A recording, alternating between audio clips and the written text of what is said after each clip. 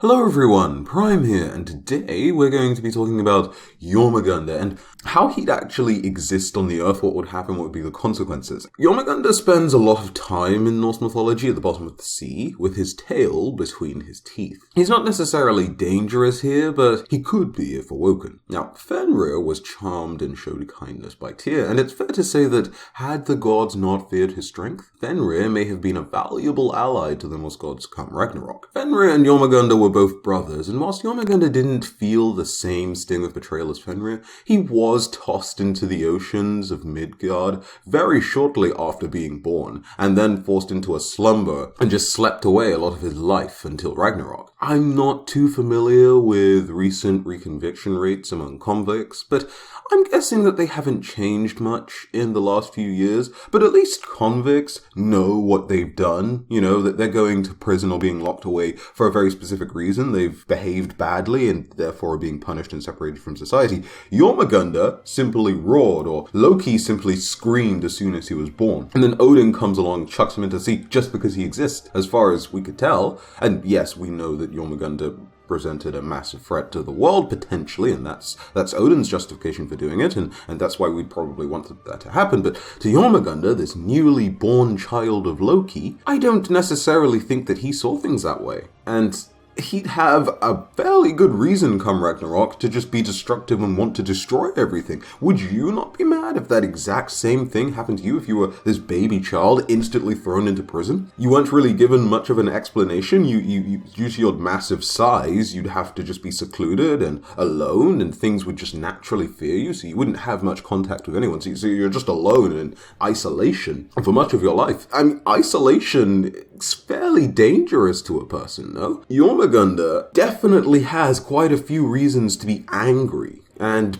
is probably psychologically damaged perhaps as well, but I'm not exactly a psychologist. We know that he's probably very angry and very destructive, but I'm trying to determine whether Jormungandr would have actually been naturally evil, or if he was made to be that way because of the circumstances. I mean, it's kind of hard to tell considering that little backstory and how early he was, sort of tricked, I suppose. Well, it wasn't really tricking, was it? It was more tossed away. During Thor's fishing trip, Yamaganda takes the bait and is pulled above the waves by Thor. They have a bit of a fight, but nothing really comes of it, and Yamaganda returns to the deck. He doesn't try to conquer the earth, or cause chaos, or anything that might be considered evil. Instead, he returns to his isolation and awaits Ragnarok, like a good, destructive, oversized snake monster of oblivion. Can you explain why Jormungandr just stayed there and didn't cause any trouble even after being disturbed by Thor? I'm going with it's because he was practicing pacifism until Ragnarok, at which point his mentality shifted to being live like there's no tomorrow, and he embraced the end. I mean, how does he go from isolation to extroversion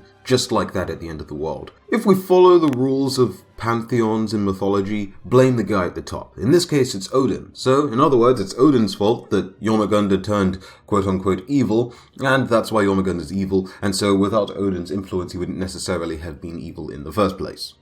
So, Jormungandr's not naturally evil. Well, let's just say that Jormungandr wakes up early, and instead of breathing poison into the air and killing as many people as he can, he'll have the ability to communicate with us. He doesn't eat, or at least he hasn't needed to eat whilst he was asleep. There's a possibility that there's no problem of how do you feed this massive serpent. But then again, his brother Fenrir was good to eat all sorts of things, including Tyr's hand, Odin, and the sun, among other things. The gods ate a pig or a boar that was revived daily for the sole purpose of being roasted. Hel might have eaten food, but she might not have, considering her character and, all of the things and themes surrounding her, so maybe she didn't eat, but I'm not sure, but her mother certainly did. And so there's a chance that Jormungandr may have needed to eat as well, just he was alive purely because he was sleeping and magics, and I'm not too sure how to explain that, but it begs the question, how much food would you need to feed Jormungandr before he'd be satisfied? He'd probably want more than some dinosaur-sized meat, and besides whales, I'm not sure that we'd have much access to anything that large. Today we produce a heck of a lot of food though, and so if we made some sacrifices, we might be able to serve Jorm in that way, or he might just eat us all for failing him. But that also begs the question, if Jormungandr even existed would we even want to travel the world like we do today and have as many resources from the sea as we'd have and access to different areas of the world and be as connected as we are? Because, of course, a beast like Jormungandr, eventually someone would have to find him, right? Maybe not, but possibly. If we disturb him and wake him up early, and that's why he wakes up early, there's a chance that he could be pissed and eat a bunch of people and just be a danger, in which case we'd probably want to end him as soon as possible.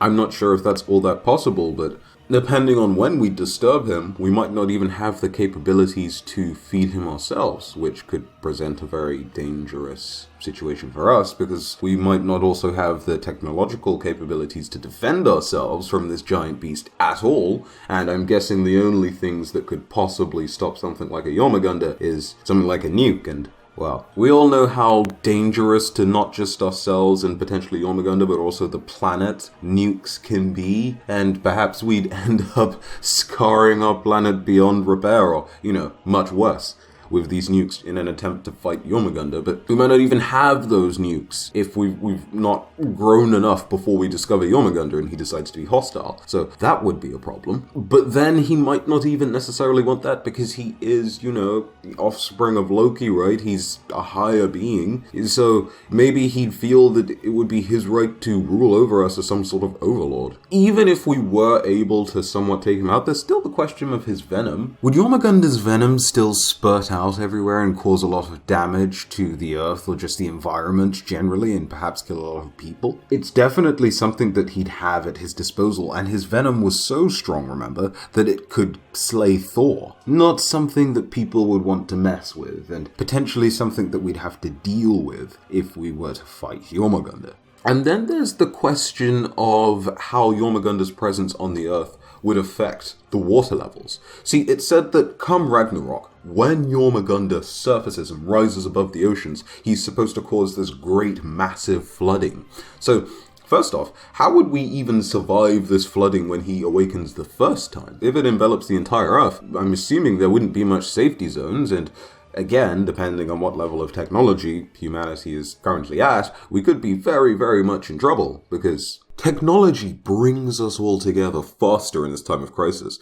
More people that will be in trouble can be helped faster, and there's more likely that everyone can be helped. We can analyze data a lot more efficiently and implement improvements that could save people's lives or reduce the damages and risks of flood. Connect people with helpful information that may save their lives through the internet just very easily. And it's true that mobile networks or other things like that, the internet itself, could be down, but at least we may have the possibility to help people through these measures and these nice little advantages that technology gives us, as opposed to not having them if A, the flooding would just make it irrelevant anyway, or B, all of this would be occurring before a time humanity was able to develop tech. Sad times, Well, even despite that, the destruction and carnage caused would probably be very great, especially amongst those countries that aren't used to dealing with flooding and don't have any measures in place to properly handle that.